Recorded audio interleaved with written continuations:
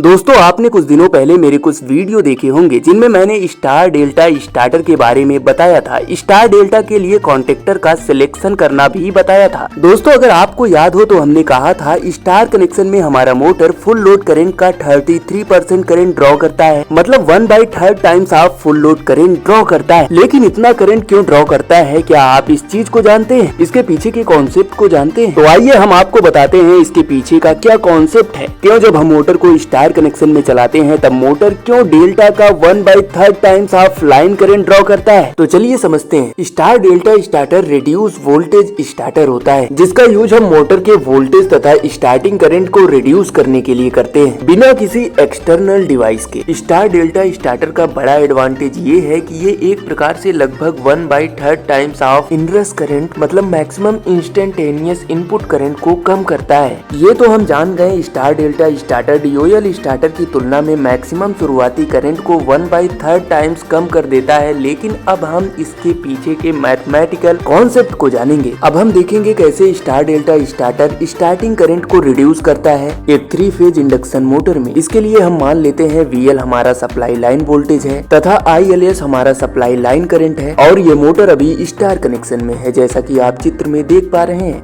IPS हमारा है motor winding के पर फेज पर मिलने वाला करंट, मतलब मोटर 3 फेज की है जिसके पर फेज पर मिलने वाला करंट IPS है। और Z हमारा है उस वाइंडिंग का इम्पीडेंस मतलब रेजिस्टेंस। और जब मोटर इस तरह स्टार कनेक्शन में होती है तो हम जानते हैं वाइंडिंग करंट पर phase IPS supply line current ILS के बराबर होती है। और हम ये भी जानते हैं स्टार कनेक्शन में प्रत्येक फेज वाइंडिंग के अक्रॉस मिलने वाला वोल्टेज लाइन वोल्टेज का √3वां भाग होता है VL/√3। और इस प्रकार स्टार कनेक्शन में प्रत्येक फेज पर मिलने वाला करंट IPS इक्वल टू हो जाएगा VL/√3Z। यहाँ पे IPS phase current supply line current ILS के बराबर होगा, तो IPS को लिख सकते हैं ILS इक्वल टू VL/√3/Z। इसे हम मान लेते हैं समीकरण number 1।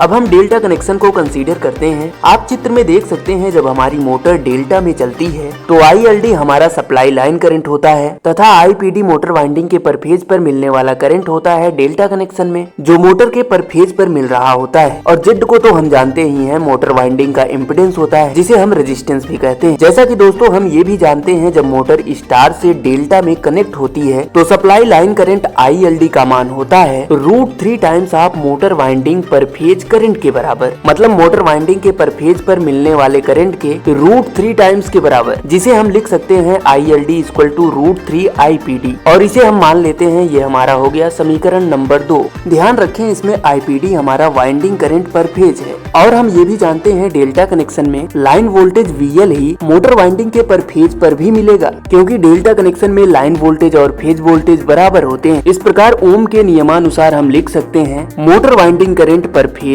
IPD equal to VL/Z। इसे मान लेते हैं समीकरण नंबर 3। अब IPD इक्वल टू VL/Z हुआ तो हम जानते हैं ILD इक्वल टू हो जाएगा √3 IPD क्योंकि डेल्टा कनेक्शन में line current √3 times of phase current होता है। अब IPD इक्वल टू VL/Z है और इस समीकरण में अगर IPD का मान रखते हैं तो इसका इक्वेशन कुछ इस तरह से बनेगा ILD इक्वल टू √3 VL/Z। और इसे हम मान लेते हैं समीकरण नंबर 5 जो कि डेल्टा कनेक्शन में जब मोटर होता है उस टाइम लाइन करंट का मान है। अब हम कंपेयर करते हैं डेल्टा कनेक्शन में मोटर द्वारा लिया गया लाइन करंट तथा स्टार कनेक्शन में मोटर द्वारा लिया गया लाइन करंट, जहां ILD equal to delta connection में मोटर द्वारा लिया गया लाइन करंट है अपान में ILS equal to star connection में मोटर द्वारा लिया गया लाइन करंट है। ILD का मान रखेंगे √3 VL/Z जो कि अभी हमने देखा था। ठीक उसी प्रकार ILS का मान जो कि VL/√3Z है उसे रखते हैं। अब इसमें आप देख सकते हैं VL से VL कट गया, Z से Z कट गया और ये √3 ऊपर जाएगा तो √3 का √3 में मल्टीप्लाई हो जाएगा जिसका मान आएगा 3। इस प्रकार ILD अपान ILS इक्वल टू 3 आ जाएगा। अब आप देख सकते हैं दोस्तों